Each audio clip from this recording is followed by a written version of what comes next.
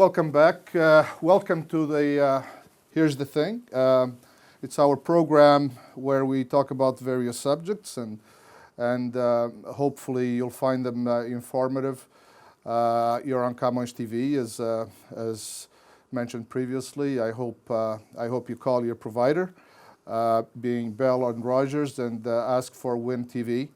And watch our programming 24 hours a day, 7 days a week.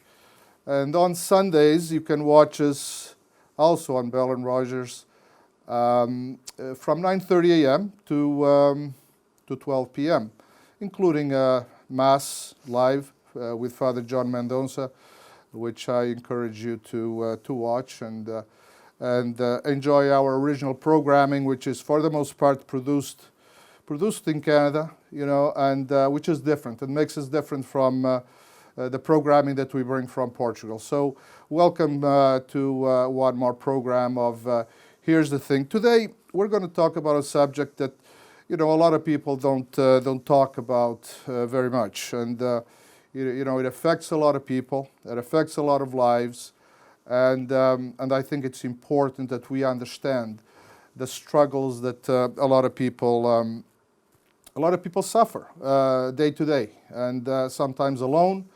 And we have to understand what addictions are about, and in some cases, mental illness lead to addictions, and addictions lead to mental illness, and we have to really embrace this subject, because as society puts more pressure on us, we will see more cases of this, of disorders that are caused by gambling, by drugs, by sex, by alcohol. All of these things are addictions, and most people treat them as something that's abnormal, but it's not. A lot of us suffer from these addictions, and I'm not a doctor, of course, but I can see it. I've seen it in my family.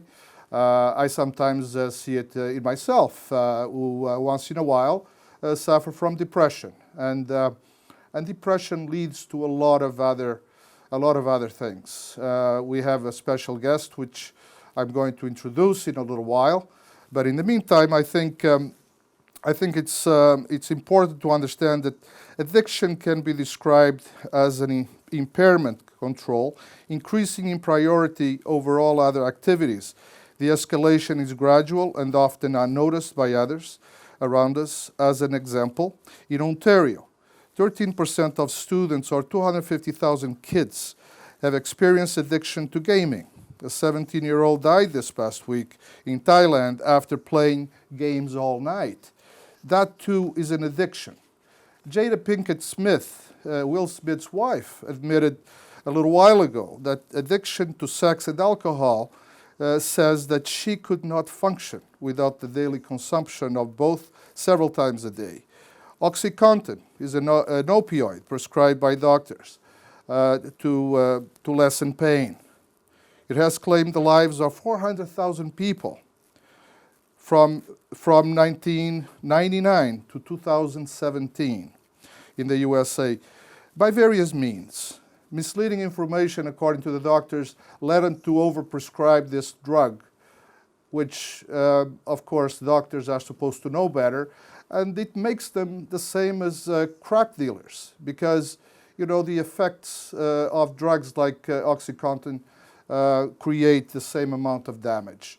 And so, if we understand that all of these addictions affect our lives, then we can start thinking that we have to look around us and sometimes not misjudge symptoms that are something that we think there's something else. So today we have with us a special guest, Mr. Mário Fernandes. He was born and raised in Toronto to a normal Portuguese family. And because of drugs, over the next 38 years, battled addiction and gambling and drugs, and he has done 17 different programs, according to my information.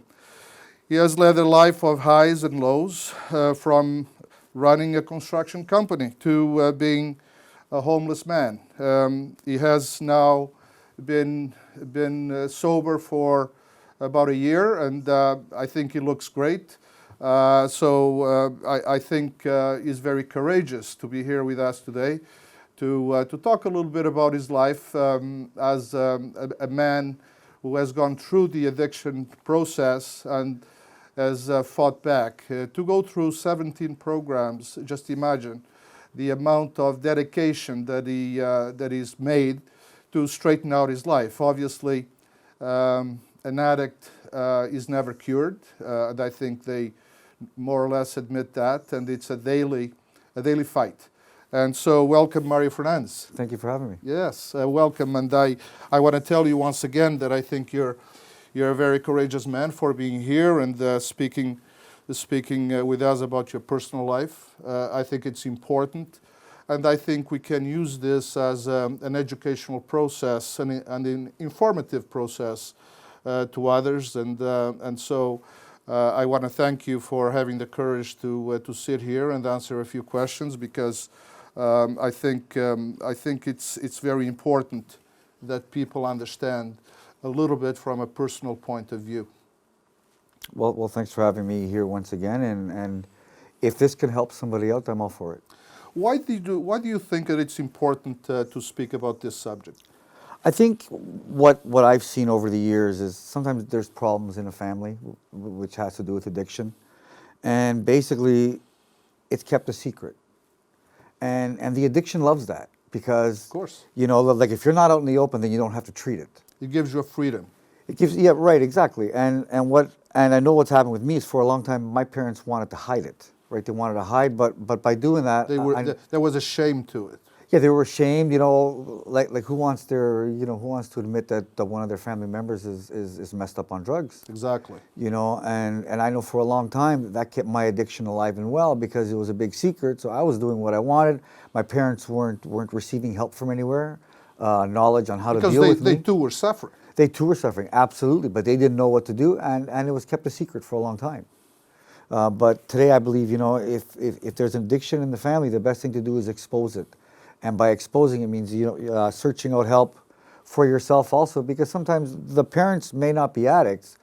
The son or daughter is an addict, but the parents need therapy too. You know, they absolutely need therapy to learn how to deal with the person who's in trouble. Absolutely.